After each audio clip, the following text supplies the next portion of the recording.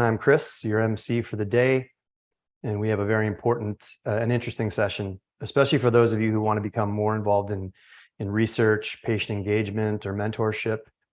It's titled Mentorship, Skill Building with and by People Who Live with Pain, led by PTPT Steering Committee members Alex Haggard, Therese Lane, Delane Linkovich, and now I'll turn it over to Delane to start the session. Enjoy. Thank you so much, Chris. Hello, everyone who is joining us today. I'm so grateful to be here. Before I introduce myself and the other panelists today, I just wanted to kind of give a little bit of an overview of what to expect during this session.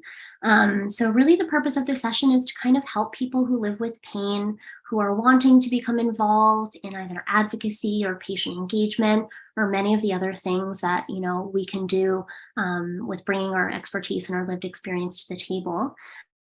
We just wanted to share some of the ways that we've done that, share some tips and just some general advice on the different possibilities that are out there, how to help people find ways to be involved, and learning how to best prepare for those sorts of opportunities.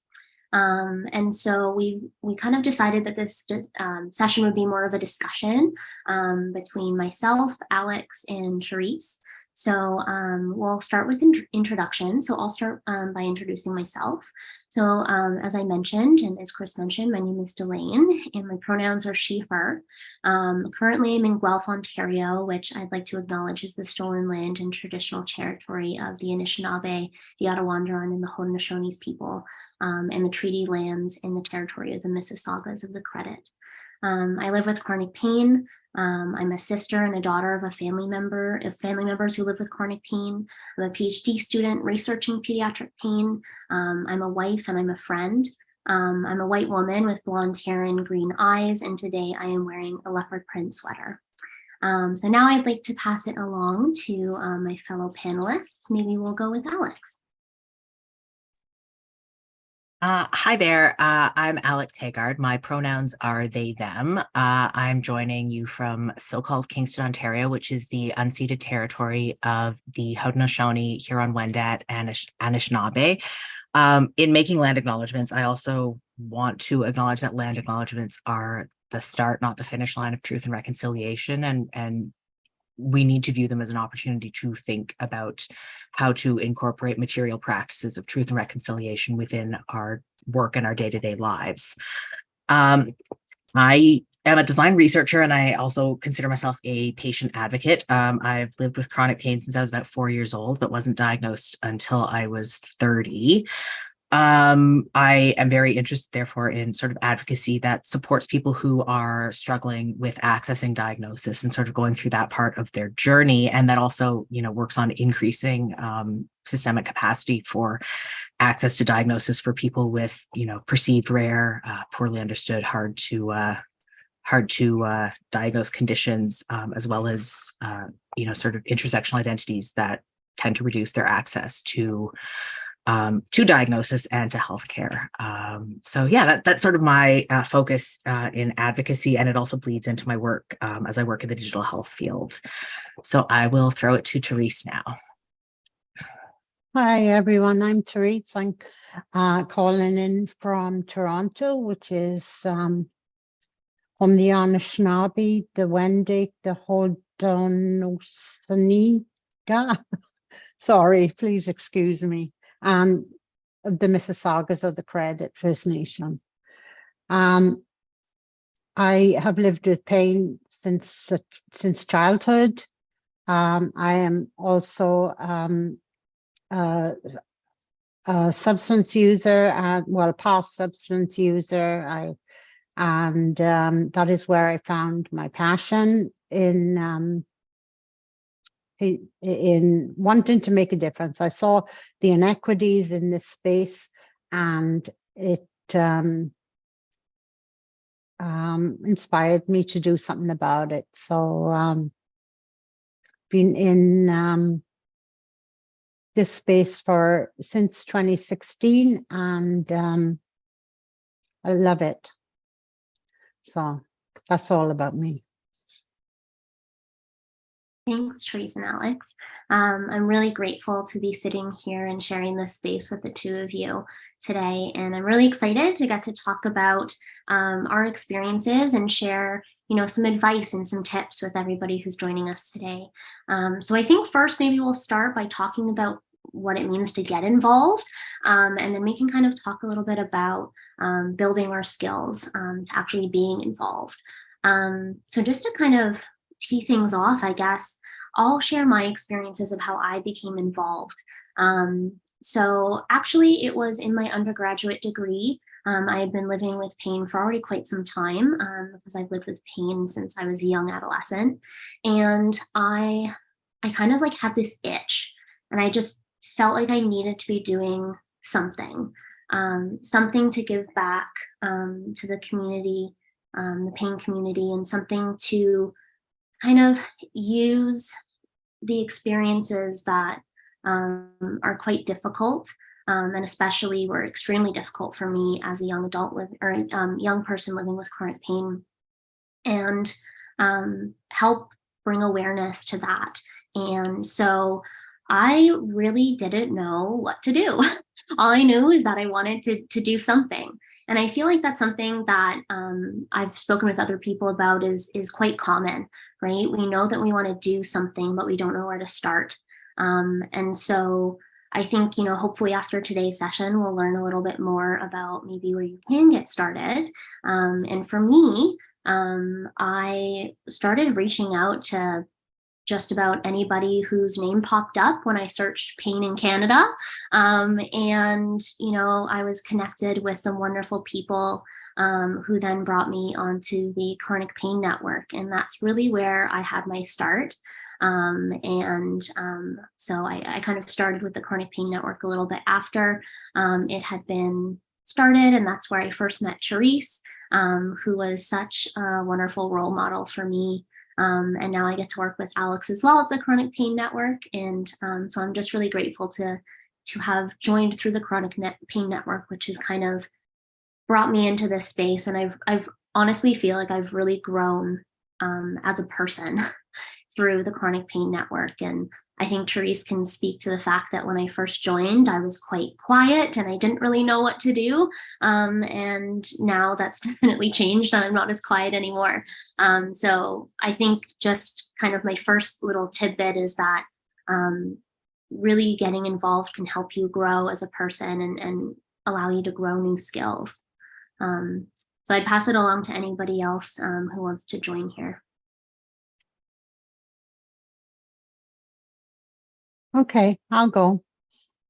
Yes, you were very quiet, Elaine, but it's been great to watch you blossom, to see you go forward and the real you coming out and excelling at everything you do, and the amount of effort that you put into your work. And it's very inspiring for the future.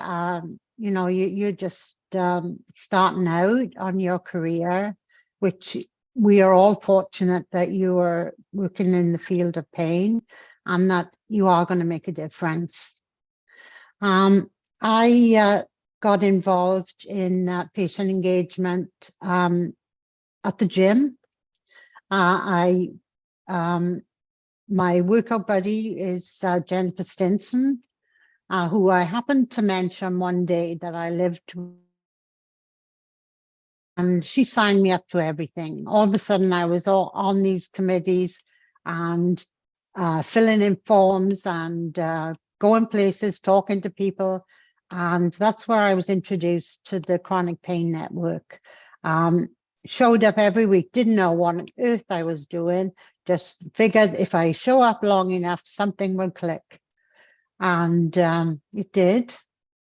My first experience was with a basic science project, which although wasn't ideal because I didn't know what I was doing, they didn't know how to accommodate me, but we muddled through. I used to go to the lab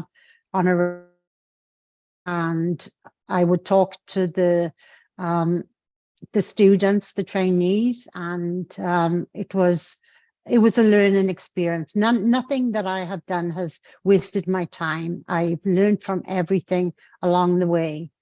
That came to a stop during the pandemic, but it was during the pandemic and the support from other patient partners who are on the Chronic Pain Network that I started to do some soul searching and find out what I really wanted out of this patient engagement.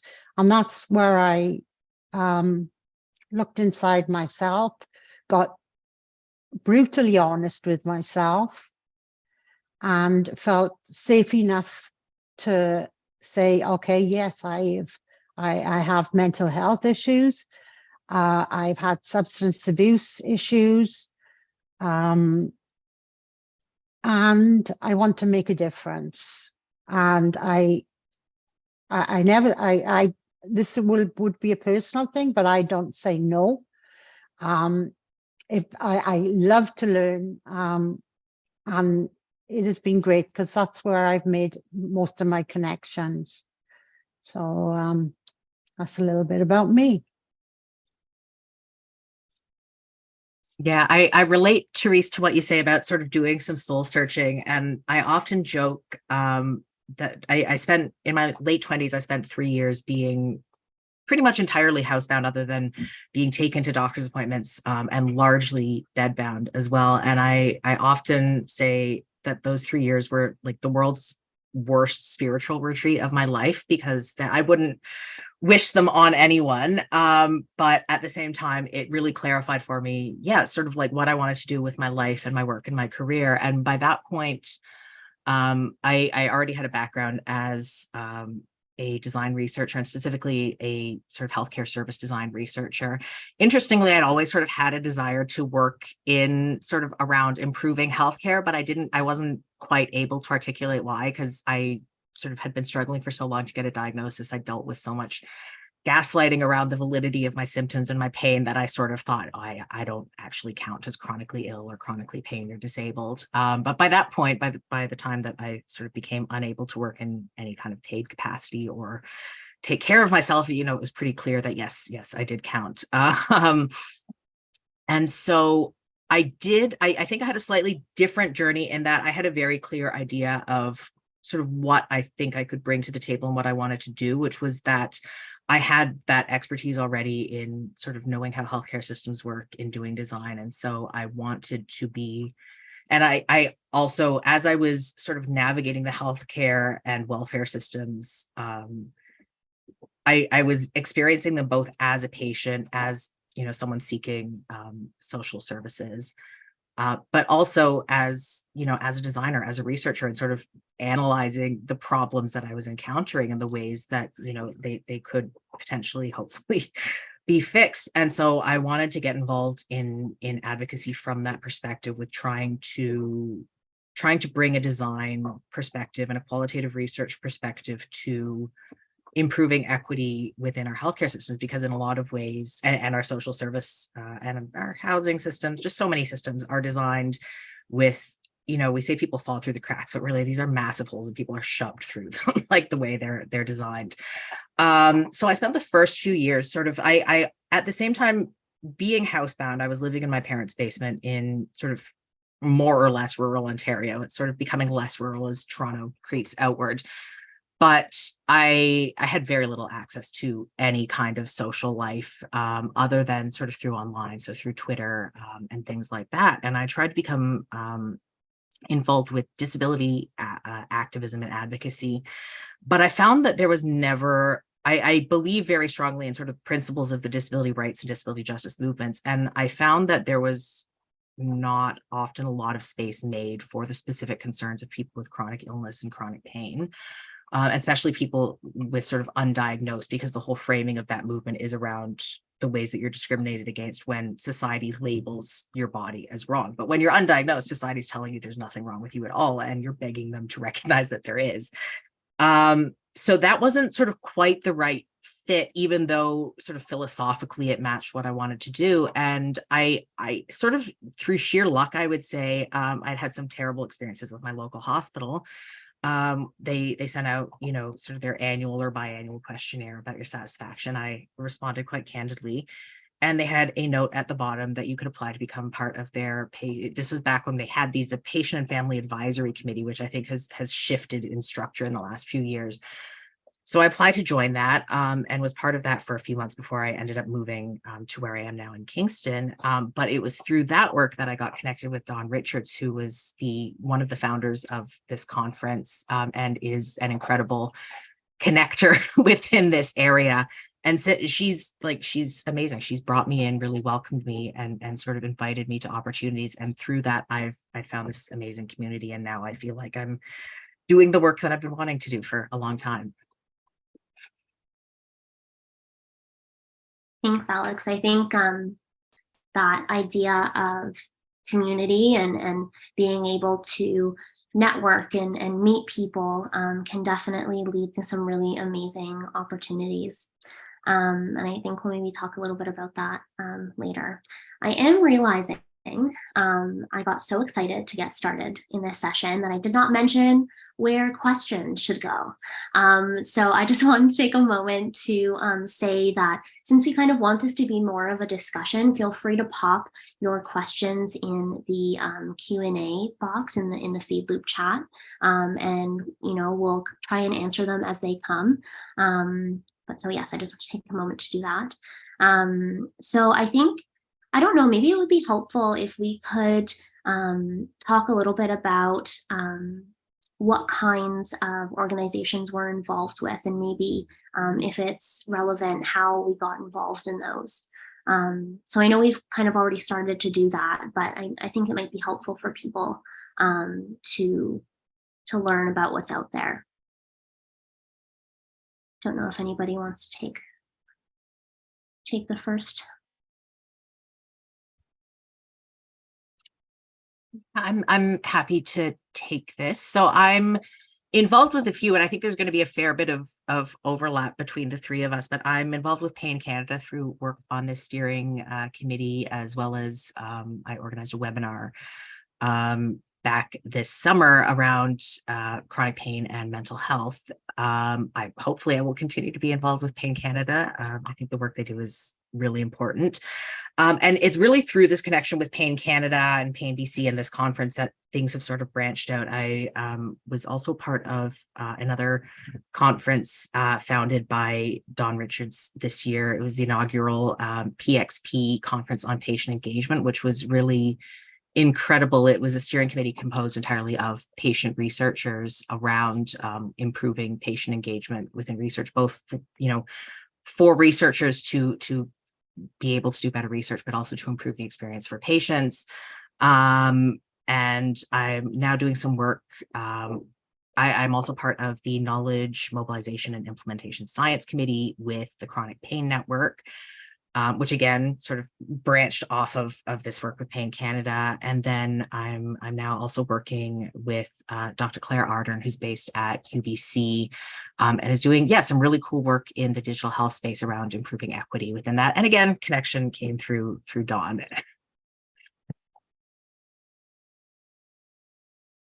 Yes, I'm involved with quite a few. I'm steering committee member of the Canadian Arthritis Patient Alliance.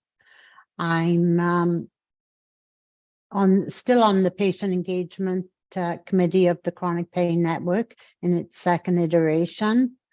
I'm also on the EDI committee of the Chronic Pain Network and the EDI committee of the Canadian Pain Society.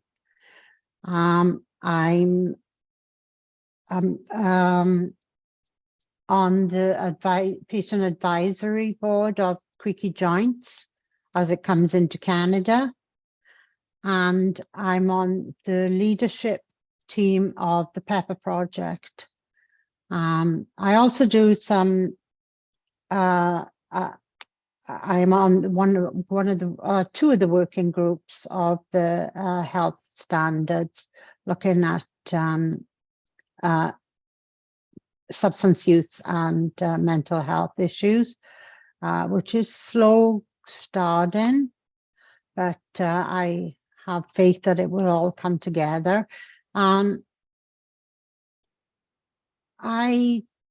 Like I said earlier, I don't like to say no, but I really enjoy this work. I know how to balance my time. I also hold down a full-time job, so this is great for me. And a lot of this stuff has come from just talking to other people, to the unlearning, and basically not being a wallflower is my thing. Is always speak up, always know your truth and know your capabilities. If I don't feel well some days, then I have to say, I'm sorry, I can't make it today. And I can do that without feeling guilty.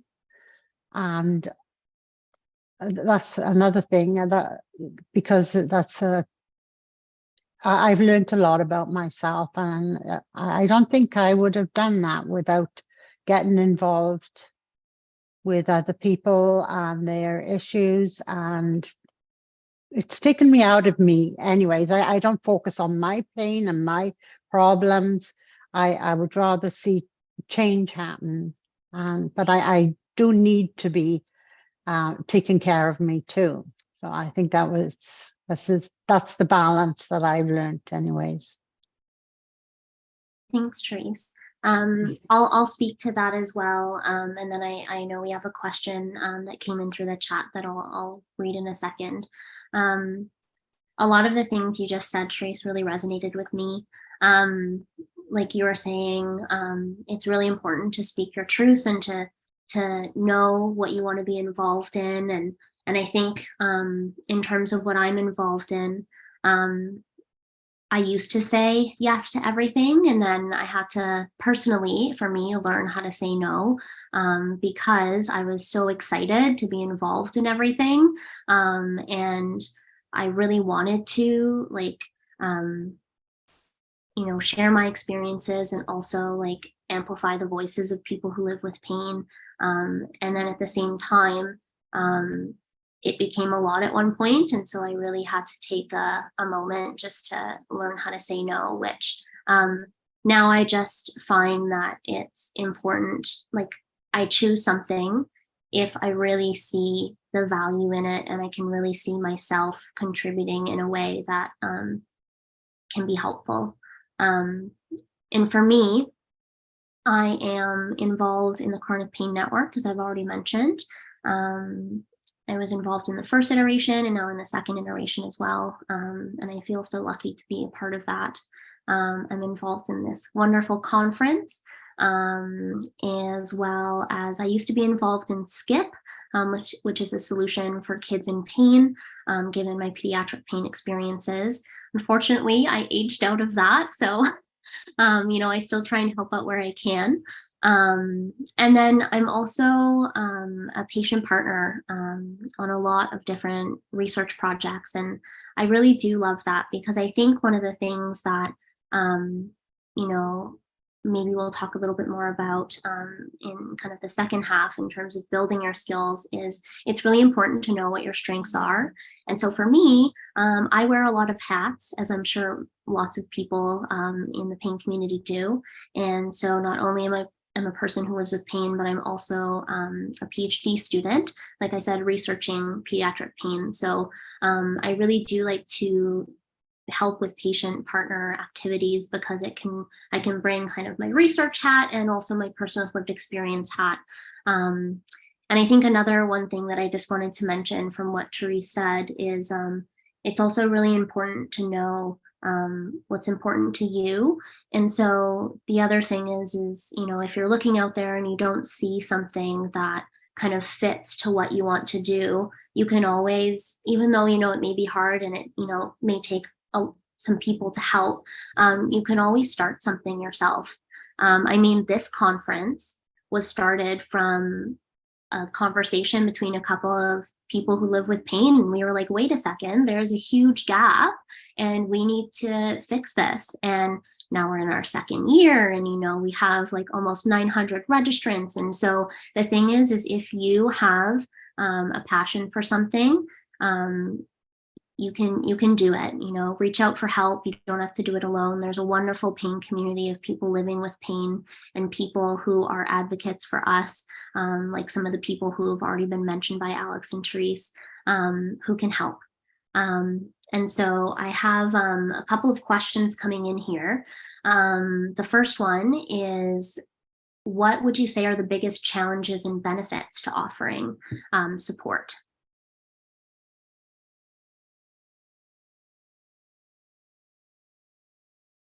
I think, oh, sorry. go ahead. I think we've sort of touched on it a little already. And yeah, for me, at least, it is very much sort of knowing when and how to say no once you get that opportunity to become involved. I think, like you both, it was something I wanted to do for so long. And it's also something I use as a coping mechanism. As Therese said, it's much easier to cope with these difficult experiences when you're putting them towards something good. And yes, at the same, and also there's this feeling of pressure, which I've heard articulated by other patient advocates and partners, which is that, like, you feel like if you don't do it, it might not happen, like you worry. And I mean, there are so many other patient partners doing incredible work, but sometimes too, like, the field is still growing. And so there's a sense that, oh my God, like if I say no, they may not go to anyone else, and then it may not happen. And so yeah, knowing when and how to say no and prioritize your own health. And the way I'm still not very good at it, if I'm being honest, but the way I've tried to do it is I think about it in terms of the long term. Like, if I don't take care of my body in the moment, I pushed myself through my 20s because I was undiagnosed, and at that point, I didn't know what my body needed from me. I didn't, and I sort of at a certain point began believing everyone that, oh, you just need to try harder to exercise and you need to just push through and have a more positive attitude. And well, it turns out that's a really good recipe to burn your body out completely for 3 years. And sorry, I can see my dog's tail sticking out behind my ear. It's a really good recipe to incapacitate yourself for a really long time. So I now know, in a weird way too, it was a bit of a wake-up call for me. Now I know that I need to really listen to my body if things are getting overwhelming, if I need to cancel a meeting, if I need to say no to an opportunity, then that needs to be the priority. And I will say something I love about the chronic pain space in particular is that people tend to be very understanding and supportive of that. Like, I think most, if not all of us, know that feeling, and know that we're all gonna, sometimes be slow to respond, sometimes have to bail on meetings, things like that. Thanks for sharing, Alex. I totally agree with what you said about the pain community being so understanding. And I think, at least I've experienced, which I'm grateful for, and I even saw yesterday in the peer-supported social connections, that it's also very validating too. So I think that's really special. And I even have somebody in the chat here saying, Alex, thanks for highlighting the additional challenges of being undiagnosed. As someone who is undiagnosed, I appreciate you raising this and the stigma associated with not having a label. So I think what I would add to that as well is maybe some of the benefits. And I think I briefly mentioned this at the beginning, but using your situation that, excuse my language, but is crappy, and to say the least, and using that and turning it into something and using it in a more positive way. And I found that, this has even helped me to cope with my pain, like advocacy and doing patient engagement, because it really is what gives me energy and what drives me. And it's something that, I had a lot of anger towards my situation. I was in a car accident, from somebody who ran a red light. And so, as a young adult and as an adolescent, I had a lot of anger, like, why me? Like, why did this have to happen to me and my family? And, I held that in for a really long time. And so using that and channeling that into, drive and passion really helped me to be able to, change that emotion into something else. and like I said, use it in a more positive way. I don't know, Trace, if you wanted to add to that. I also see we have some more comments in the chat. I'll just go with the comments. I can't really add. I just relate to everything that you've said along the way. You know, these are things that help us deal with our pain and where we feel where we're most needed. So, and the learning to say no and to take care of ourselves. So, yeah. Another question that I have in the chat here is, how do you get involved with committees? Where would I start? I think we've maybe talked about this a little bit. Maybe I can summarize what we've said. So, you know, reaching out to these committees, I believe maybe someone on the tech side can help us.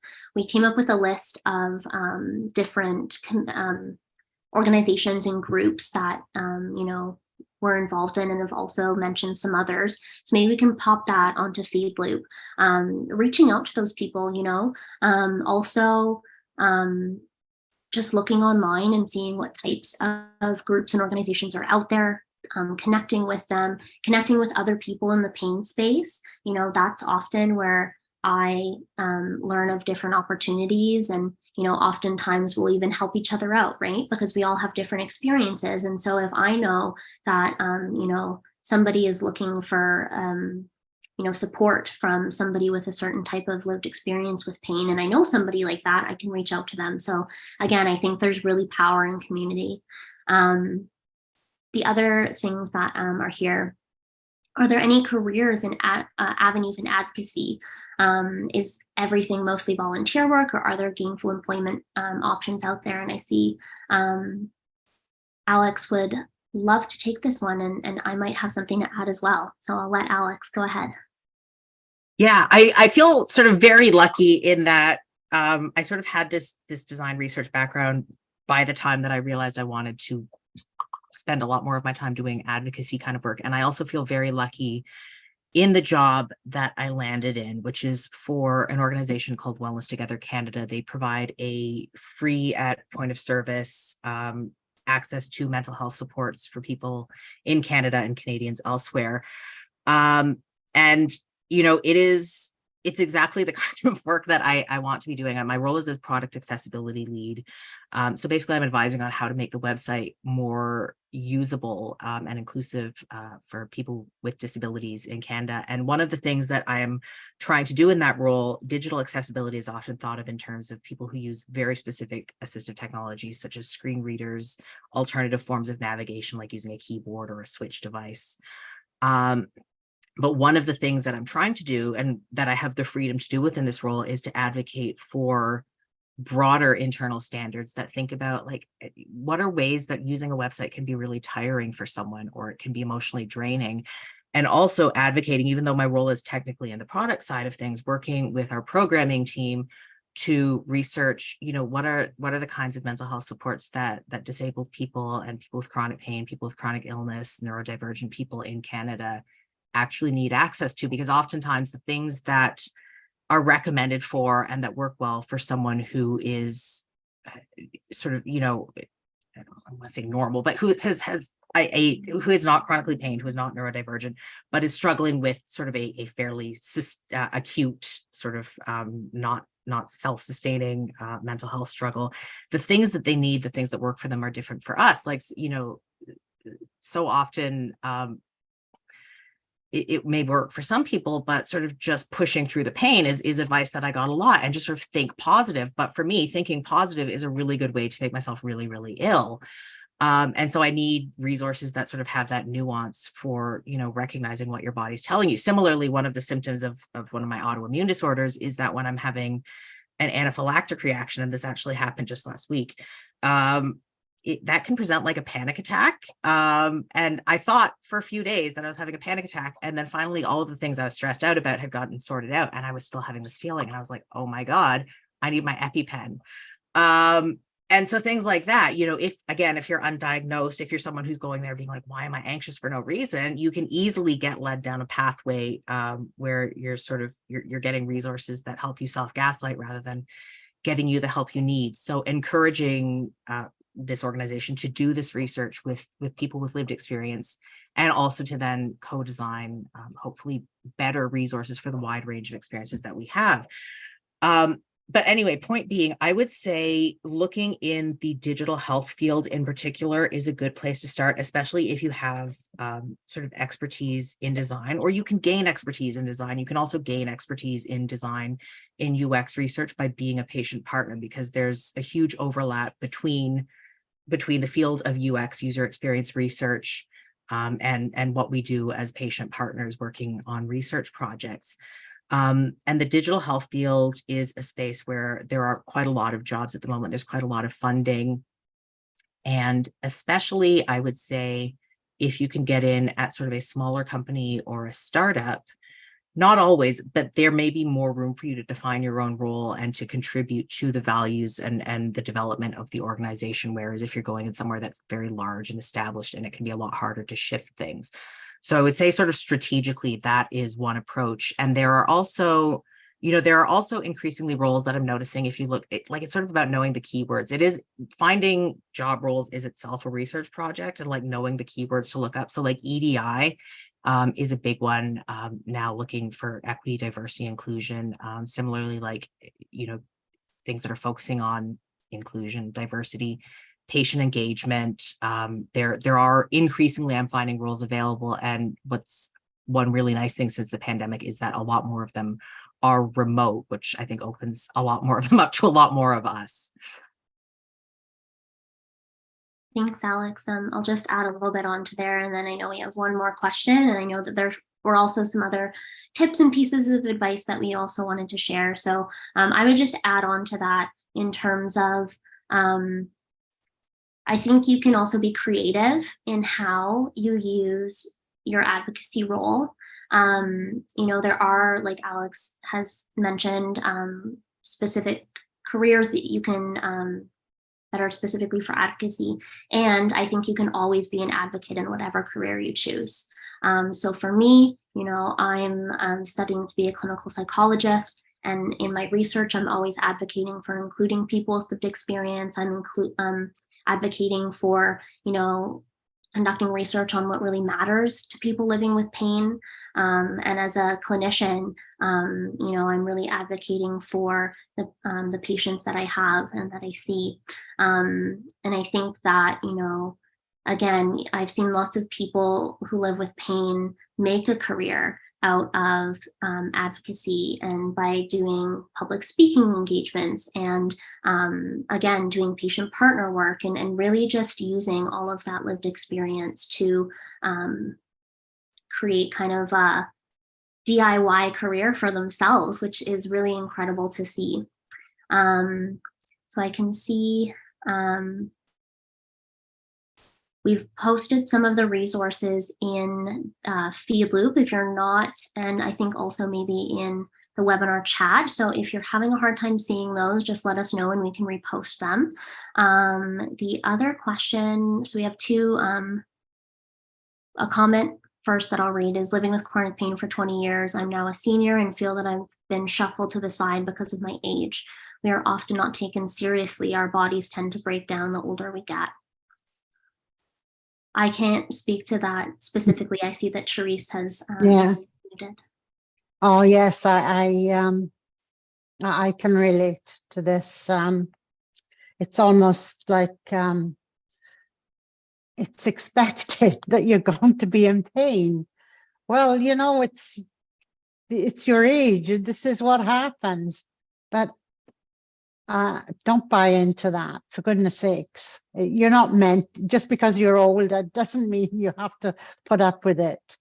But sometimes, it is hard to advocate for yourself, because you're tired, you're painful, you've been dismissed, you're not being validated, you're passed over. If you can't do it for yourself, talk to your friends, reach out to all these agencies that you have been exposed to during this conference. You have a list of all our names as speakers and advocates. Nobody needs to be alone. It's a horrible, horrible place to be in. And I totally understand. I've been dismissed and it's gotten me sicker. And usually then by the time I'm actually listened to, my situation has become dire. And I'm admitted to hospital. I'm on 6 months of antibiotics, and it needn't have gotten to that point. So yes, reach out, always reach out. Thanks, Therese. And I think, one of the themes that I'm picking up from our conversation and some of the questions that are coming through is, again, that power of community. Reaching out and networking with each other is so important. So I have another question in the chat here. So Christy says, I have a rare condition that causes extreme pain that doctors often invalidate. Sorry to hear that. And I had an opportunity several years ago to become an admin for a worldwide support group for patients and families on Facebook who also deal with this disease. What would you suggest can be done to take advocacy further than providing the safe spaces for patients on social media? And so I think maybe as we've spoken, we've given some ideas towards that, like finding careers or kind of creating your own type of opportunities within advocacy. I'm not sure if Therese or Alex have anything to add. Yeah, I would say, so first of all, I would say, like, don't play down the importance of that safe space you've created. That for one of those groups for me was the thing that made me realize that I did count as disabled in my sort of mid to late 20s. And it got me, like, provided really practical support in terms of like where to look for doctors in my area, what kinds of things I should be asking about for them. So those spaces are so invaluable to patients trying to get through their experiences. That being said, I also reached a point where it sounds like, sort of like you, I wanted to be in a role where I was sort of contributing to making systemic change. And I would say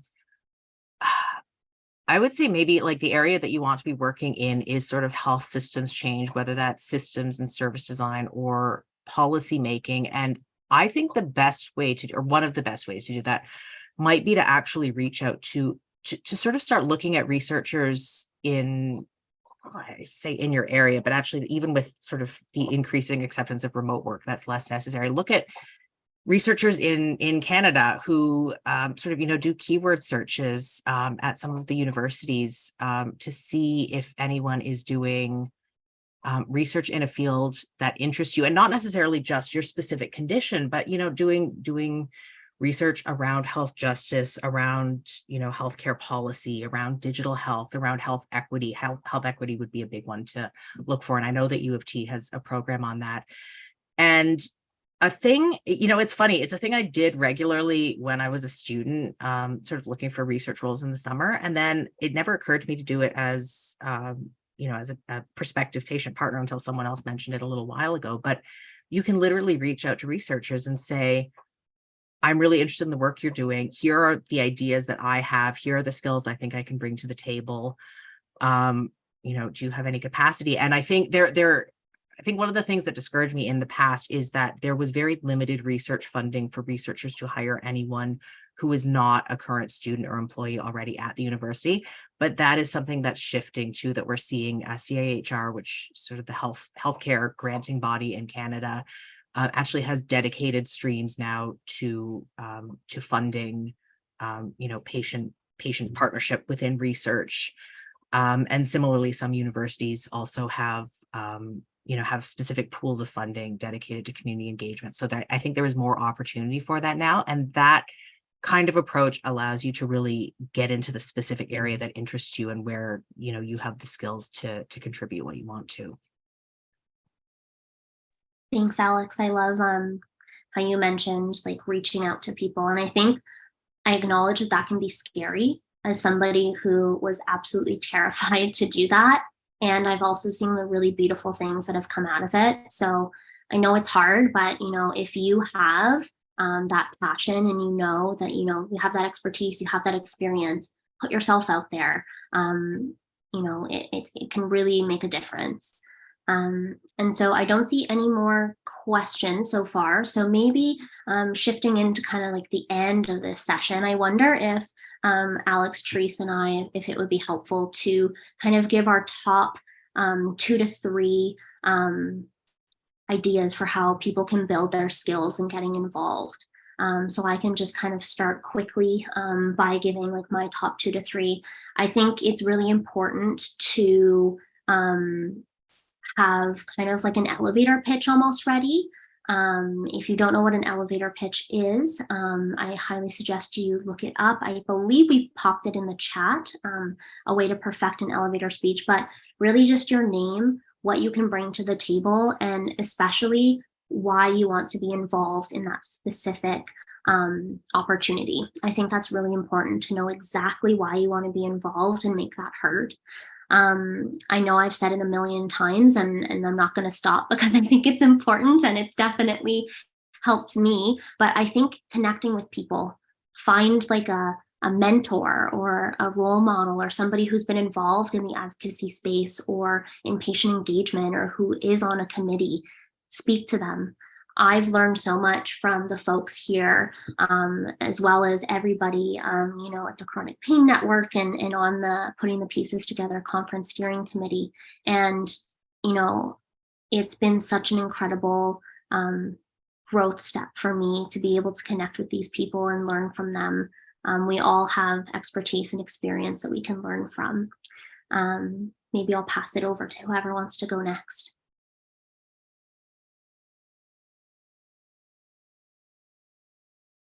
All right. I think mine overlap quite a bit with Delaine's, but I would say, for number one, focus on identifying sort of what are the specific skills that you can contribute to the kind of work that you're interested in supporting. There was a tweet a few years ago that I really liked. It was sort of when large-scale protests were happening in summer of 2020, and someone said, not everyone is meant to be on the front lines of the protests. We need people who make posters, who are strong at graphic design, who can make posters and signs for people. We need people who know first aid, who can be street medics. We need people who are good at organizing to organize communications channels for us as we're planning this. And so I think thinking about that too, I think sometimes we all feel like we need to contribute in a certain way, and either we don't have experience or skills in that, or it's inaccessible to us because of how our bodies work, or if we have other neurodivergences that make sort of connecting in certain ways hard. But I think, being really analytical about your skills can help you find the opportunities that will best fit you. And also, as Delaine said, can help you with that sort of elevator pitch.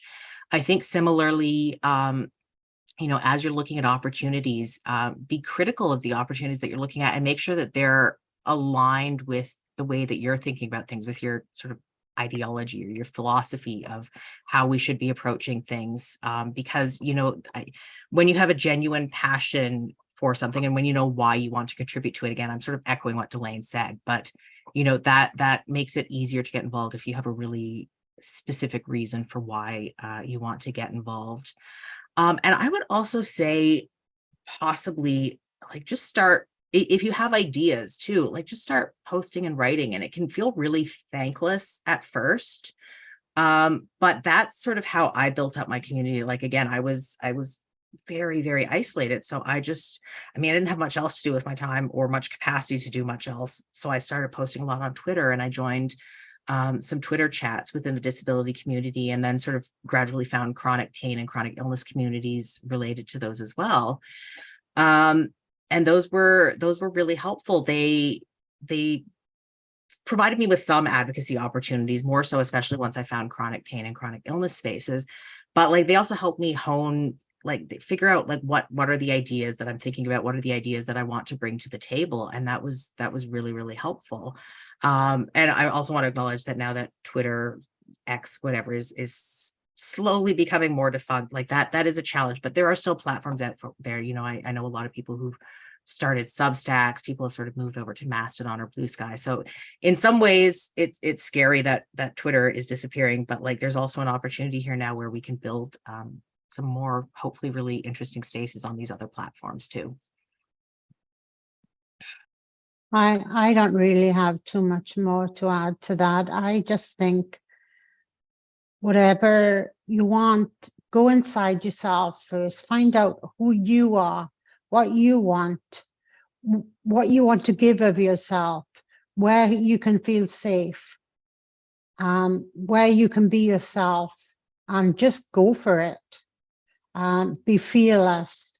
Don't be afraid to ask for help, because I have met some of the greatest minds in research. I've also met some of the most compassionate patient partners. I don't know, anywhere. This is a great space. This is a safe space for me. And I've had a lot of trust issues, and I've been able to overcome them because I was passionate about what I wanted to do. So this is a great space, and this is a great opportunity. This conference is a great opportunity to find resources. Use it for everything that's on it. Thanks, Therese. Kind of as we start to wrap up, I'll give people just a reminder that if you have any comments or questions, please pop them in the chat. And you know, I think there was one other thing that I wanted to mention. I think we've talked about some of the resources that can help people. So, you know, looking up what and how you can do an elevator speech. There's also, we've posted in the chat, this really wonderful course that was put together by the Institute for Musculoskeletal Health by CHR. And it's a course on patient engagement, which I think is really wonderful. And for anybody who's looking to learn more about how to get involved and what exactly you can do as a patient partner, that can be really helpful. I think the other things that I'll mention is if anybody has thoughts or questions, we're going to keep monitoring the feed loop chat, that, you know, if you have any thoughts, please post them in there. I see we've also popped some other patient engagement training in the chat as well. And I think, as Alex and Therese have said, utilize this conference to find resources. There's so many wonderful things in the exhibit hall. There's even, if you look on FeedLoop, there is a, on your left-hand side, I believe, there's a network or a networking button that you can click where you can contact people. I'm happy to speak with anybody. You can find my contact information on FeedLoop, and I'll let Therese and Alex speak to that themselves. I don't want to speak for them. Yeah, yes, definitely. Sorry, I'll put my email in there. If anybody wants to contact me, just feel free to do that. I will preface by saying, or I will warn people, I'm going through a rough autoimmune time at the moment, so I may be quite slow to respond for the next little while. But yes, I will add mine, and please feel free to reach out. Thanks for sharing that. Because yeah, like I said, it can be really amazing to just speak to another person with lived experience who's involved in the advocacy space or who's involved in patient engagement, to learn from them and learn of maybe some opportunities that might be out there. The other thing that I'll mention is, on the note of community, we have tomorrow a peer-supported social connection session. So for those of you who are able to attend them on Tuesday, you kind of have an idea of what they look like. But for those who weren't able to, tomorrow we'll be having them. And the first one is topic focused. It's going to be on life skills for living with chronic pain. And then we also have two following that. So they're kind of more open discussions. So you can go and you can, ask questions, or, there's going to be wonderful facilitators in there looking to start conversation as well. There's one in English and there's also one in French. So for any French speaking individuals, we have a space for you to, speak in French and engage in those conversations. And, it's a great place to meet other people with lived experience. So I would just suggest that. Also, just a reminder to please complete the evaluation that we send out after the conference. And that way we can really learn more about what people want, because that's what we did last year. We took the feedback that people shared with us, and we were really thoughtful in integrating it into this year's conference. So please reach out. We want to hear your voices, because again, it's being put on for and by people with lived experience of pain. So I think I don't see any other questions. Yeah, I hope this has been helpful in helping people to learn about what's out there and what resources are out there. And again, feel free to reach out to Alex, Therese, or myself if you have any questions or just want to chat.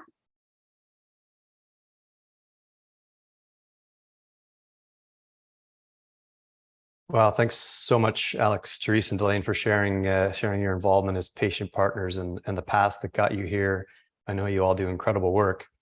Mentorship and training was so important to me when I first started my patient engagement and advocacy work, and it's so great to know that there's so many opportunities now and ways to get involved and build these skills. Amazing. Thanks to all of our panelists and hosts for another inspiring and wide-ranging day. It's amazing how much ground we've covered already, and there's a whole lot of ground left to cover. So that's exciting. And thank you to all